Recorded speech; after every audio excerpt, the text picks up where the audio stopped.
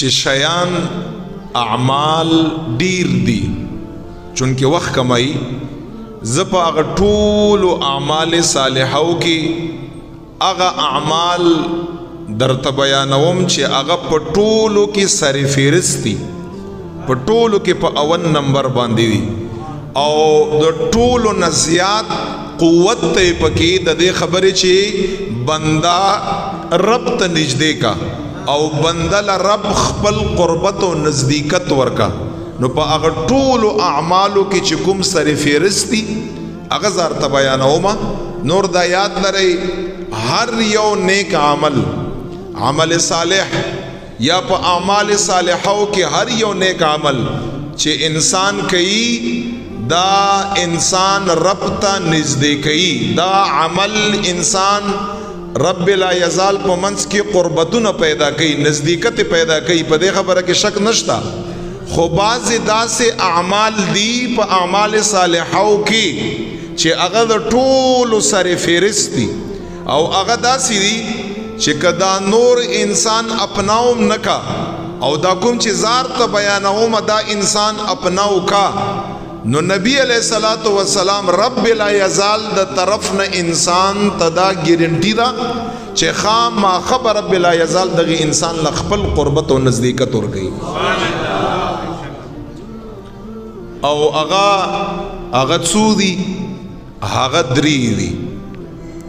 دی دا مقصد نه دی چې د غدریو نه علاوه نه دی هم دی خدا سره فهرست دی او بیا تاسو دې ته وګورئ چې په د غدریو کې کوم په اول نمبر باندې دی چې هغه د ټولو نه زیات رب لا یزال سره د قربت رب لا یزال سره د نزدېکت لپاره د ټولو نه زیاته اوچته ذریعه ده دا داسې ذریعه ده او دا داسې څیز دی چې په امت محمدی صلی الله علیه وسلم کې رب لا یزال په بندگانو کې چې چا دا طریقه اپناو کړې ده نو ټولو نه په اول نمبر باندې چې رب لا یزال چا خپل قربت او نزدېکت یې چاله ورکړی په بندگانو کې هغه دغو خلکو له ورکړی دی او هغه څیز څه شی دی هغه څیز دی اطاعت مصطفی علیه الصلاة والسلام مثال ارته وایم او آیات ارته وایم او بیا ارته یو دوه احادیث وایم دا یاد لرئ صاحبانو خدای پاک جل جلاله تا د ټولو نزیات او په ټولو نعمتونو کې